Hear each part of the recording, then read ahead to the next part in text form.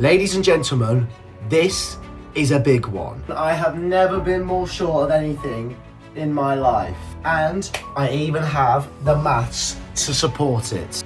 The year is currently 2026, and the last time England won the World Cup was 1966. What happens when you take 2026 and subtract it from 1966? You get 60. What is 6 take away 0? 6. When we play Norway on Saturday, how many games have England played in total of this World Cup? 6. And when we beat Norway, how many wins do we need to actually win the World Cup afterwards?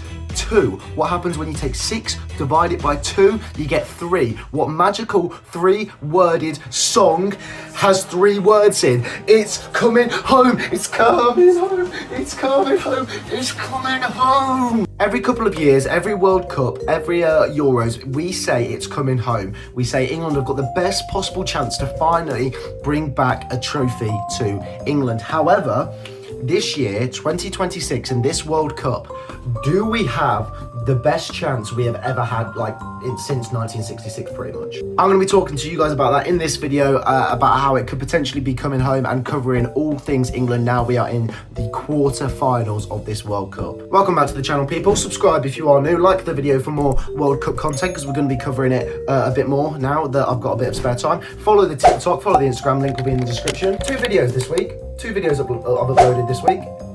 Where's my praise? Where is it? They love me. Yes, I went missing for 2 months, but when the football season stops, 2 videos in 1 week, that is bloody amazing. This room hasn't seen this much action since freshers. Oh, it's been a lonely few months up here in Manchester. Anyway, enough about my life.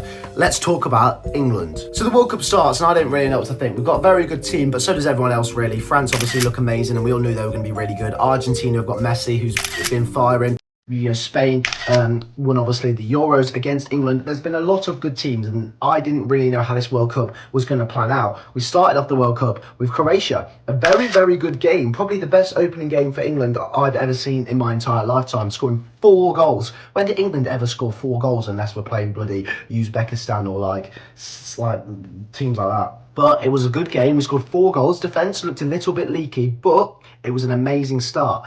We then played Ghana. It was pretty much it was literally like being back in the Premier League, like playing like your Burnleys and your Brentfords. We just couldn't break them down, and we ended up drawing the game. 1 good game, 1 not so good game. Then we had Panama. Panama was a weird one because we won, but as a nation, it didn't really feel like a statement win or a good performance, did it? We're a bit lackluster. We looked a little bit exposed at the back, and we weren't amazing. However, the 3 points, we were qualified.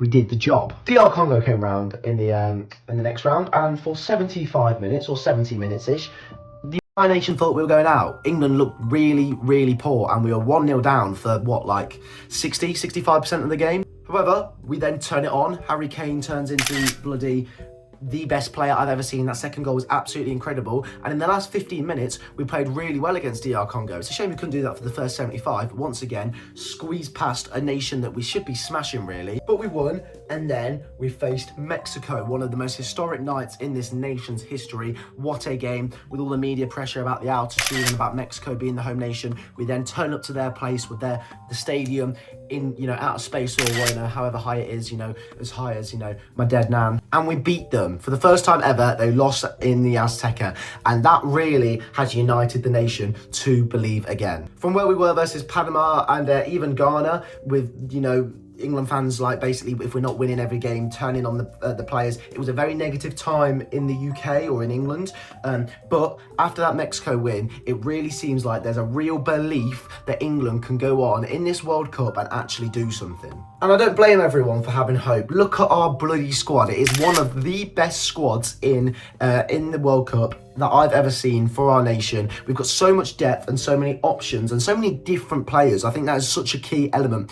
In past World Cups, we've got players that were very, very similar, would make a substitution, and it wouldn't really change too much. However, this season, we've got a lot of players who in quality and vary in strengths, which is amazing. We'll go through attack, midfield, defence. You know, you've got your Gordon, who started the World Cup not so good, but had a good season for Newcastle. Is now after that Mexico game was on fire. I think got 2 assists versus DR Congo as well, right? So we've got him on the wing. We've got Saka, who's got the experience, who's a bit of a slower player, but a bit more of a tactical player. He'll win your fouls. He'll drag you through the game. He'll give you all 100%. You've got Bellingham, who, you know, as a Villa fan, you know, get Morgan Rogers on the pitch, sack off Bellingham. However, he's proved me wrong this World Cup recently. Last World Cup and last Euros, I was slating Bellingham, and I was actually telling everyone that he needs to be dropped this World Cup, or at least be put on the bench. However, his goals, his performances have been one of the highlights of England this World Cup, and he has been outstanding performance-wise, statistically-wise, and he looks like one of the best 10s in the World Cup. We've then got your bench players. Morgan Rogers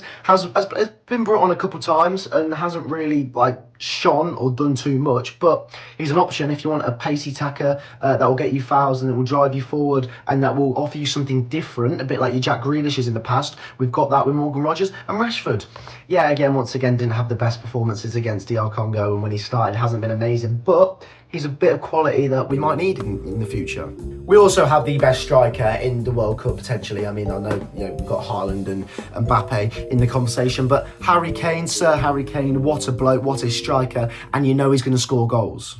Our midfield is interesting. We basically just got Anderson and Rice, 2 of the best midfield partners in the World Cup, really. So that's good, I guess. And we've even got Dan Burn, who came on against Mexico and made 4 headers and won the heart of the nation. He was bloody incredible. One thing that does worry me is our defence. It's definitely our weakest spot. I don't think Konza and Gay have really gelled, to be honest with you, which is a little bit odd considering they were definitely the favourites to start and even get picked ahead of, your Maguires and your Trents and stuff. Konza, for me, has been a little bit disappointing. He plays a little bit better when he's in a claret and blue shirt, luckily. My point is that we have a really good squad with a lot of depth. I haven't even talked about, your Eze's, who were also on the bench and just chilling there.